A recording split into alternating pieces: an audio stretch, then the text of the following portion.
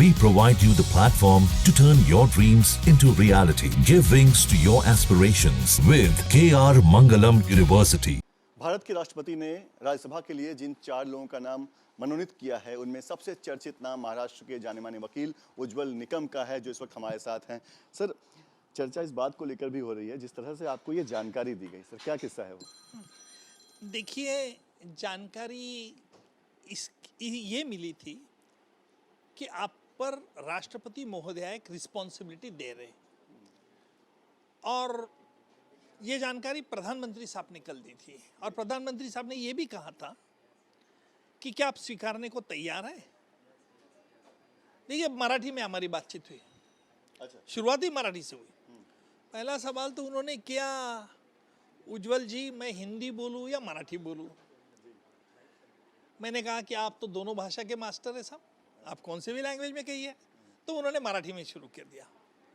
उज्ज्वल जी, तुमच्यावरती राष्ट्रपती महोदया एक जबाबदारी देत आहे, तुम्ही स्वीकारायला तयार आहेत। म्हटलं कोणची जबाबदारी? तो उन्होंने ये कहा राज्यसभा का। पर जैसे उन्होंने ये सवाल किया था कि मराठी बोलूं क्या हिंदी बोलूं, मैं हंसी आ गई मुझे थोड़ी। मेरी हंसी अलग कारण से थी, लेकिन प्रधानमंत्री जोर से हंस पड़े। म्हणजे मैंने पहली बार ये देखा कि प्रधानमंत्री इतने दिल खोलकर हंस सकते हैं, और बड़ा ताज्जुब हुआ।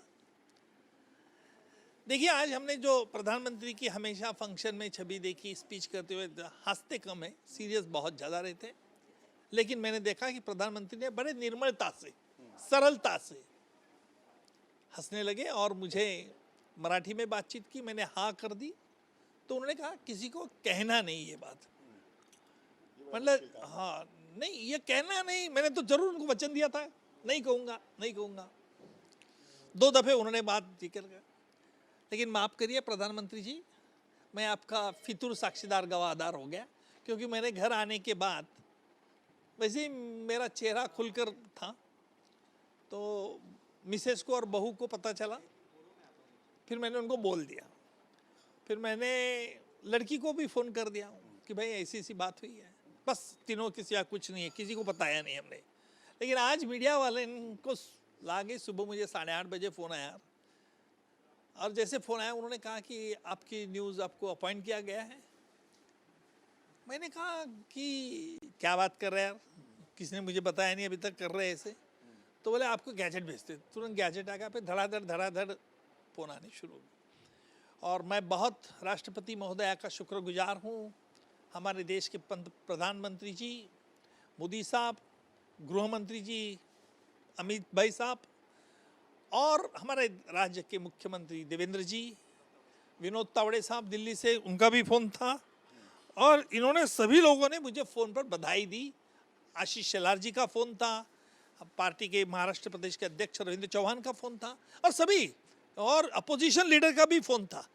तो ये बड़ी मेरे लिए बहुत अहम बात है कि मेरा दिल खुलकर स्वागत किया। हम देख रहे हैं कि अभी भी बधाइयों का कॉल लगातार आपको आ रहा है। एक सेकंड आप जो है, एक सेकंड आप फ्री नहीं है। लेकिन सर, जिस तरह से आपने प्रधानमंत्री के साथ आपकी बातचीत हुई, ऐसा लग नहीं रहा है कि पहली बार इस तरह की बातचीत हुई। काफी मतलब वो खुद बहुत एक्साइटेड लग रहे थे। प्रधानमंत्री से मेरे खुद कर नहीं, वो मुझे पहचानते थे, नहीं ऐसा नहीं है, पहचानते थे। मैं खुश थे वो आपको ये बताने के लिए? हाँ, नहीं खुश है, निर्मलता और सरलता। देखिए, हंसी से 2 बात मालूम होती है। अगर तुम हंसते नहीं हो तो तुम्हारे मन में क्या चल रही है नहीं पता चल सकता है। लेकिन जिस प्रकार उन्हें बहुत दिल खुलकर हंसे, मैं वकील होने के कारण तो मैं इजीली पहचान सकता हूँ कि भाई क्या शख्स किस प्रकार का है। पर प्रधानमंत्री जी साहब, आपने जो विश्वास मेरे पे जताया है, तो मैं विश्वास और महाराष्ट्र जनता, हमारी देश की जनता के प्रति मैं काम करूँगा। सर, जुडिशरी से अब लेजिस्लेशन की तरफ जाना, इसको कैसे देख रहे हैं जर्नी को आप? देखिए, मैंने कभी उम्मीद भी नहीं की थी कि मैं पॉलिटिक्स में आऊँगा। लोकसभा के इलेक्शन में भी ऐसा ही हुआ। उस वक्त हमारे मुख्यमंत्री देवेंद्र जी और अमित भाई साहब ने बोला नहीं नहीं आपको खड़ा रहना है। खड़े रह गए, गिर गए। गिर जाने के बाद दुख तो हुआ था उस दिन, लेकिन फिर मैं मेरे काम में लगा हुआ था, और मैं इस दुख को छोड़ दिया था कि मुझे कुछ दुख हुआ है, क्योंकि मैं काम करता था हर महाराष्ट्र के डिस्ट्रिक्ट में, मेरे केसेस भी चल रहे हैं, तो दुख तो कम हो गया था। फिर वापस ये बुलाना आ गया, और जहाँ तक मुझे पता चला है कि जो 4 लोगों को नियुक्त गया है उसमें से 3 लोग भी पॉलिटिकल नहीं है, मैं भी पॉलिटिकल वैसा नहीं था। बीजेपी की तरफ से इलेक्शन कॉन्टेस्ट किया, ये बात सही है, लेकिन मैं कोई पॉलिटिकल नेता नहीं था उस वक्त।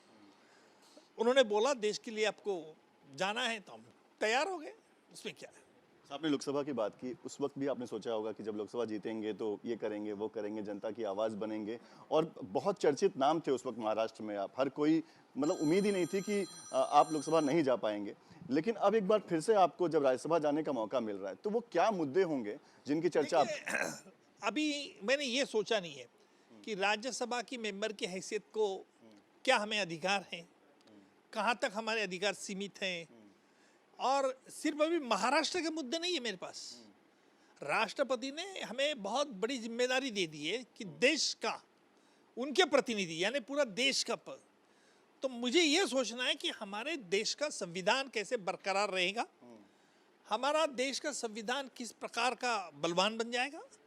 इतना ही नहीं तो हमारे कानून न्याय व्यवस्था में क्या सुधार लाना चाहिए, इसके बारे में मैं सोचूंगा।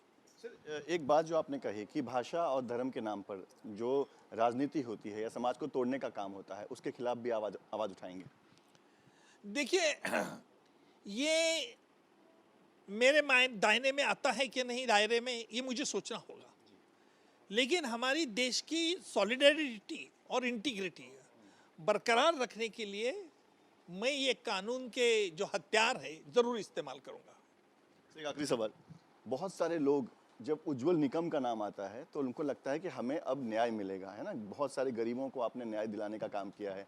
अब जब आप राजनेता बन जाएंगे तो क्या आपको मौका मिलेगा कोर्ट जाने का, लोगों को न्याय दिलाने का? एक अहम सवाल है, मेरे दिमाग में भी है। मैं सोचूंगा कि राज्यसभा का मेंबर होने की हैसियत से कितना वक्त मुझे वहाँ सीमित करना पड़ेगा, क्या इसके बारे में क्या नियम अधिनियम क्या है, और तीसरी अहम बात ये भी है कि जिन लोगों ने मेरी मांग की क्या उनको इसी तरह से ठुकराना सही होगा।